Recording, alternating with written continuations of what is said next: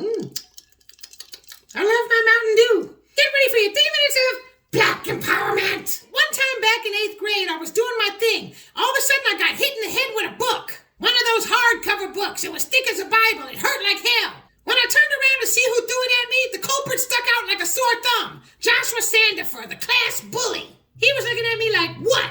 I was so pissed off, I grabbed the book and I threw it back at him and hit him right in his face. The entire class was shocked. Nobody could believe that I threw the book back at him. Everybody was scared of this brother. This nigga looked like Mike Tyson. In fact, we used to call him Tyson. I embarrassed the hell out of him. After school that day, he whooped the shit out of me. He gave me 2 black eyes. This wasn't the first time he ever threw a book at somebody. He threw books at other kids all the time. It was his favorite thing to do. But here's the thing though. Every time I ever seen him pop a kid in the head with a book, they always turn around like, who did that? When they know damn well it was him. Most of the kids just took it, but even some of the toughest brothers in the class would turn around and try to laugh it off and pretend like it was a joke.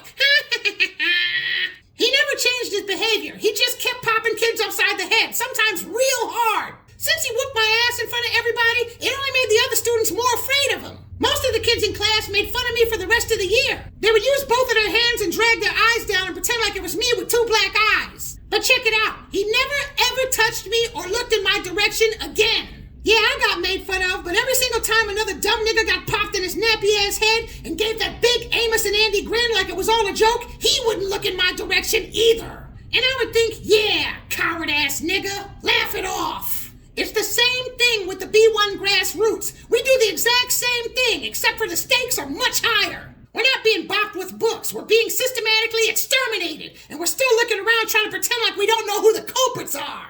Even the smartest and most influential in the grassroots and in the new black media are doing it. Most of us know exactly who's to blame. The anti-black white supremacist power structure. We talk about how strong and smart we are as foundational black Americans, but look in the mirror. We're cowards. I see hundreds of posts every day suggesting that we need to call ICE on the illegals. Illegals don't have any power. It's our anti-black white supremacist officials enacting anti-black policy. We attack people's sexuality. Nobody's sexuality is a threat.